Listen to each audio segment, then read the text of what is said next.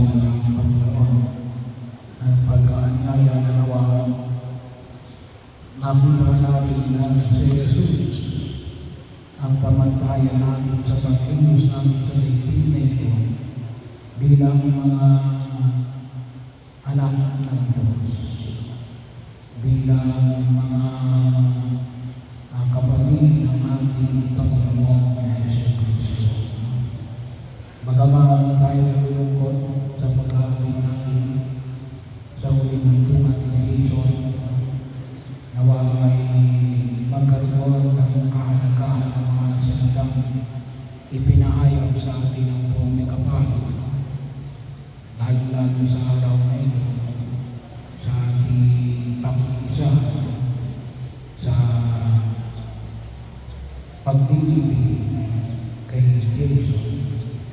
At maliwanag natin sa ating Holy Trinity, huwag kayo mabalisa. Well, sabi na natin, napakahirap na mapagod kasi nasa na namin ang labing ni Jason na nililibig sa araw na ito.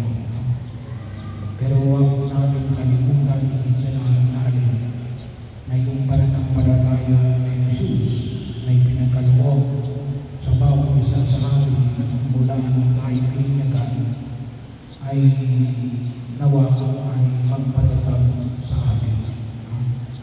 Magpapatatag sa atin. Bakit? Sapagkat sa Jesus ay hindi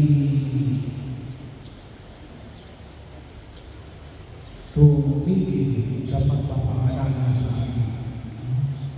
Ano yung pinapaalala na sa atin? Maganda kayo palagi sapagkat hindi nyo alam ang araw niyang oras. Kaya sana po makita natin yun na bahagi na natin pagkilala na hindi man natin gusto pero ito yung katuturan na natin. Tayo lahat ay daranas ng kamatayan. Una-una ka naman, may bahagi mo na kung saan ating matanggap natin. Kaya nung sabi ni Jesus, paghandaan natin. Paghandaan natin. Sa papanong pamamaraan, hindi sa lahat. Sapagkat inuturo sa atin ang buong kapanahan na ang buhay ng tao ay hindi na darating sa daigdig na ito na may katapusan, may hangganan. Kaya ang tawag namin ay temporal word. Temporal. Pansamantalian lamang. Bahagi sa mga pansamantala. Kaya kailangan natin na gamitin natin ng panahon na ito na itinalaga sa atin ng Diyos. Iba-iba ko. Sabi natin, sana mas mahaba pa. Pero wala tayong magagawa. Ito yung ipinagkaloob ng Diyos kay Jesus. Na maaaring sa atin, maaaring mas mahaba o maaaring mas bilang. Pero nawa, ito ay magtuloy sa ating natin ng patuloy ang masabi natin ng halaga na pagkahandaan natin ngayon ay nawa ay aming maniwala sa atin ang talagang mga bawat sa akin ay katapusan at palagi natin ipagpasalamat ang biyaya ng buhay. Kasi ito ay biyaya ibinagkaloob ng Diyos sa atin. Kaya kung palagi ko sana tayo magpasalamat sa biyaya ng buhay. Araw-araw, sa biyaya ng buhay na pinagkakaloob ng Diyos sa bawat isa sa atin. Kaya tayo ngayon dito ay nagtitipon sa biyaya ng buhay na pinagkaloob kay Jason na naging bahagi ng inyong buhay sa daigdig na ito. So huwag inyong kalimutan, naging bahagi kayo ng buhay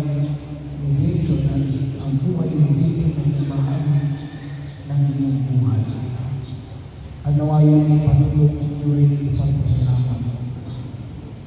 Pagkakataon naman akong sa mga tao namin, ang nawa ay nahubog, natulungan na mahubog ng buhay namin, lalong-lalo na sa ating pakipag-ugnayan sa Diyos at sa kapwa. Kaya po, palagi tayo magpasalamat every morning pagkagising natin, kahit na magiging na panalangin, magpasalamat tayo. Panginoon, salamat po at buhay ako ngayon. So, lalo-lalo na ako sa simba pag-araw ng linggo. Well, sa kadalasan ay pinagsusumikapan natin na magkaroon tayo ng misa tuwing Sabado. Yan lang. Ito darating ng Sabado, wala ako tayo sapagkat may bisita ng iglesia tayo. Pero kalimitan wala naman talagang schedule ay palagi mayroon tayo isa sa Sabado, tuwing Sabado. Siguro sa susunod sa 28, bahagi na makita natin. So, o kung saan lang kayo naroon, magsimba kayo palagi pagkakaroon. At isama nyo rin yung kasi yung ibig ko sabihin ng misa pagpapasalamat, yung Eucharistia, tayo nagtitipon-tipon, na tayo magpasalamat sa Diyos, sa saan? Sa biyaya ng buhay. Sa biyaya ng buhay na ganap at kasinasya. Tinutulungan tayo ng Diyos na maging maayos ang ating buhay. Kaya nga sa loob ng misa may mga pagbasa ng mga salita ng Diyos para matutunan natin na may mga bagay na iwasan tayo katulad lalo na ng kasalanan. Bakit? Kasi ang kasalanan, ang dulot niya ay kapahamakan. Kaya iiwasan natin ang mga yan. Kahit ang gusto yung salita ng Diyos. Kasi yung salita ng Diyos ay kamay natin. Hindi lamang para iwasan ang kasalanan, ngunit upang gumawa ng mga mabubuti para hindi natin pakinabangan yung buhay na ipinagkaloob ng Diyos dito mula sa lupa hanggang makarating tayo sa nagulatian ng Diyos sa kanyang kaharian sa langit. At ano pa yung pagpasalamat natin? Yung biyaya ng Diyos na ibinigay sa bawat isa sa atin nung tayo bininyagan. Kasi ibinigay sa atin ng bininyagan yung buhay na walang hanggan. Nawa nagamit natin ang maayos yung buhay na ito na pangalagaan namin yung biyaya ng pagliligtas ng Diyos. Kasi doon tayo matutungo sa buhay na walang hanggan sa langit. At doon ay walang katapusang kaligayahan. Yun talaga yung destinasyon natin, hindi sa daigdig na ito. Kaya ay darating din ang panahon natin magkakasama-sama tayo doon sa kaharian ng Diyos sa langit. Kasama ng ating mga mahal sa buhay, yung mga naging bahagi ng ating paskilo sa daigdig na ito. Ang nawa ay doon tayo magkita-kita. Kasi tayo lahat ay mga anak ng Diyos. At rin, biyaya na ibinigay ng Diyos mula na tayo ay binigyatan. Kaya nga, yun ang binulog natin. Ayun, mag-una lang si Jason.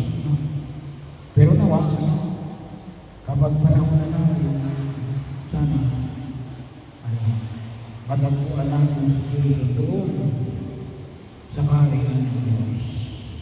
At sana doon din tayo patutungo. Bahagi yun. Kaya, idinudulog natin sa harapan ng Diyos na patuloy tayo magtiwala. Kasi ito ang sabi ni Jesus, manalig kayo sa Diyos. Huwag kayong mabalisa. Hindi tayo pababayaan ng kung may kapal. At kahit na kayong mga naiwala, kahit nagtitiwala natin, hindi kayo pababayaan ng Diyos. Kahit na wala na ang isang tao minamahal. At bahagi rin ng matutusin ay patuloy nyo rin siyang panalangin. At hiningin nyo rin. Kasi kapag tayo may mga mahal sa buhay na namatay, pwede rin tayo humingi ng tulong sa kanila. Na ipagdasal tayo sa Diyos. Kasi na lamang kanilang gagawin. Na walang ibang pagkili. Ipanalangin tayo. Kasi hindi muna niyang ipapanalangin, ay di sigurado yung kanyang mga mahal sa buhay. At ito ay